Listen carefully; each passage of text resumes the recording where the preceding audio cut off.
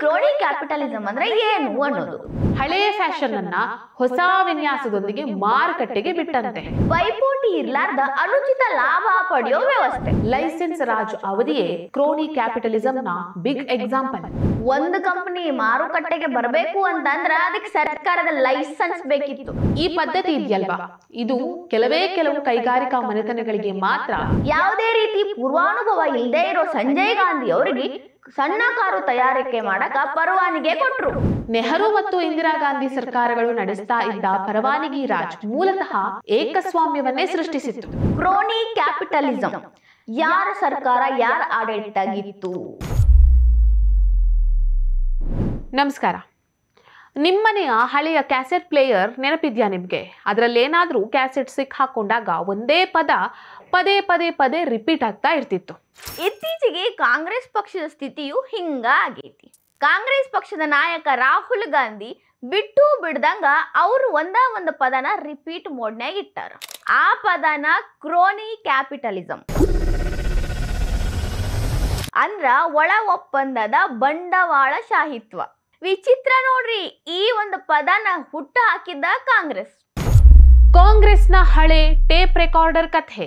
ಎಲ್ಲರೂ ಹಳೆ ಕಥೆಯನ್ನ ಹೇಳ್ತಾರೆ, ಆದ್ರೆ ಕಾಂಗ್ರೆಸ್ ಪಕ್ಷ ಮಾತ್ರ ಕ್ರೋನಿ ಕ್ಯಾಪಿಟಲಿಸಂ ಅನ್ನ ರೀಬ್ರ್ಯಾಂಡ್ ಮಾಡಿ ಅದರಿಂದಾಗಿ ರಾಜಕೀಯ ಲಾಭ ಪಡೆದುಕೊಳ್ಳುವಂತಹ ವ್ಯರ್ಥ ಪ್ರಯತ್ನವನ್ನ ಮಾಡ್ತಾ ಇದೆ. ಇದು ಹೇಗ್ ಗೊತ್ತಾ? ಹಳೆಯ ಫ್ಯಾಷನ್ ಅನ್ನ ಹೊಸ ವಿನ್ಯಾಸದೊಂದಿಗೆ ಮಾರುಕಟ್ಟೆಗೆ ಬಿಟ್ಟಂತೆ.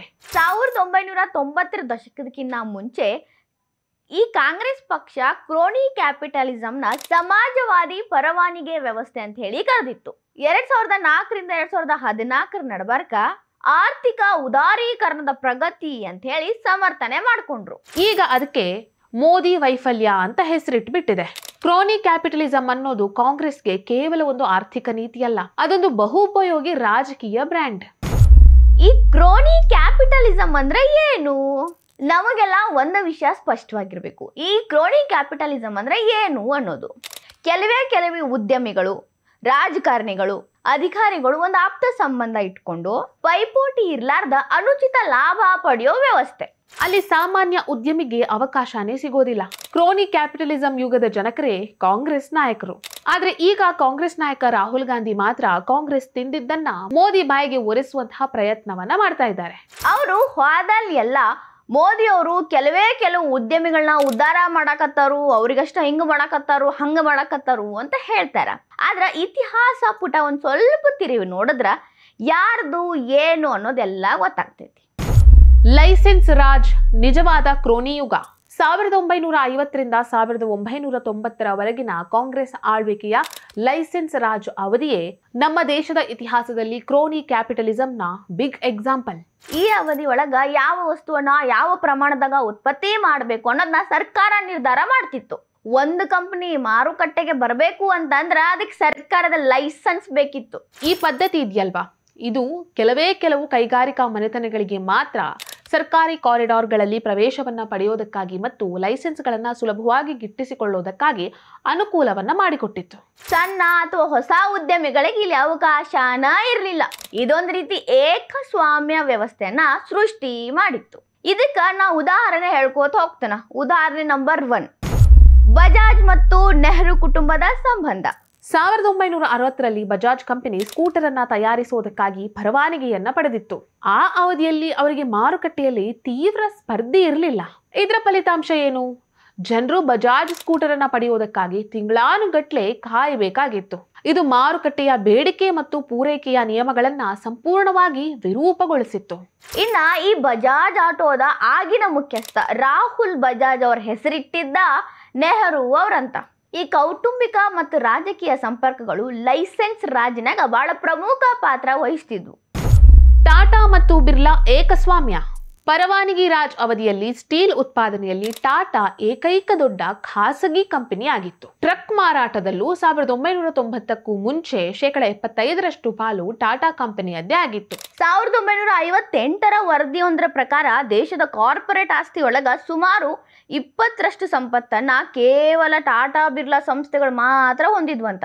ಆಗಿನ ಕಾಂಗ್ರೆಸ್ ಸರ್ಕಾರದ ನೀತಿಗಳು ನೇರವಾಗಿ ಇಂಥ ಕೆಲವೇ ಲಾಭ ಮಾಡಿಕೊಡ್ತಿದ್ವು ಎಂಬುದಕ್ಕೆ ಇದೊಂದು ದೊಡ್ಡ ಸಾಕ್ಷಿ. ಇದಕ್ಕೆ ಉದಾಹರಣೆ ರಿಲಯನ್ಸ್ ಕಂಪ್ನಿ ಕಂಪನಿ ಹುಟ್ಟಿದ್ದೇ ಕಾಂಗ್ರೆಸ್ ಕಾಲದಲ್ಲಿ.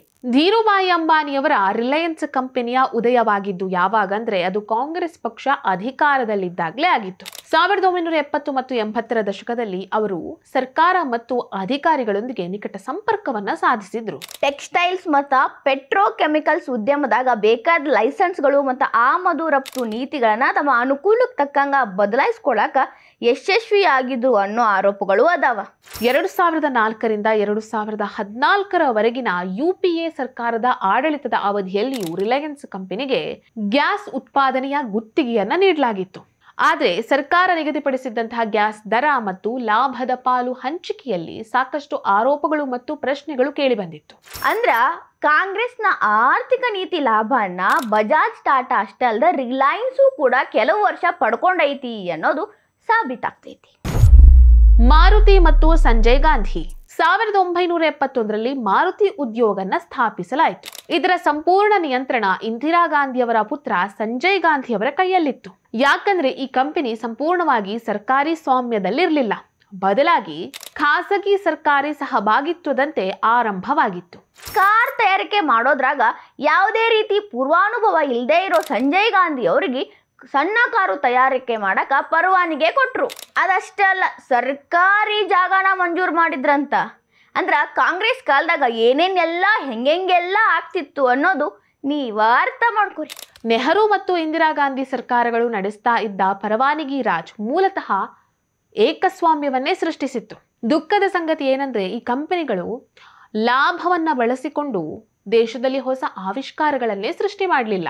ಬಜಾಜ್ ಸ್ಕೂಟರ್ ಕೂಡ ಪಿಯಾಜಿಯೋನಿಂದ ಪರವಾನಗಿ ಪಡೆದು ಅಸೆಂಬಲ್ ಮಾಡಿ ಮಾಡೆಲ್ ಆಗಿತ್ತು. ಇದರಿಂದ ದೇಶದಾಗ ಹೊಸ ಆವಿಷ್ಕಾರಗಳಿಗೆ ಅವಕಾಶನ ಇಲ್ದಂಗಾಗಿತ್ತು. ಆದ್ರೆ ಇಂದಿನ ಪರಿಸ್ಥಿತಿಯೇ ಬೇರೆ ಇದೆ. ದೇಶದಲ್ಲಿ ಹೊಸ ಆವಿಷ್ಕಾರಗಳನ್ನ ಪ್ರೋತ್ಸಾಹಿಸಲಾಗ್ತಾ ಇದೆ. ಹೊಸ ಸ್ಟಾರ್ಟ್ಅಪ್ಗಳು ಪ್ರಾರಂಭ ಆಗ್ತಾ ಇದೆ. ಅವರಿಗೆ ಶುರುವಾತ್ನಾಗೂ ಯಾವುದಾ ಪರವಾನಗಿ ಬೇಕಾಗಿಲ್ಲ. ಪರವಾನಗಿ ಪಡ್ಕೊಳಕ ಕೋರ್ಟು ಕಚೇರಿಯಲ್ಲಿ ಅವಶ್ಯಕತೆನೂ ಇರಲಿಲ್ಲ.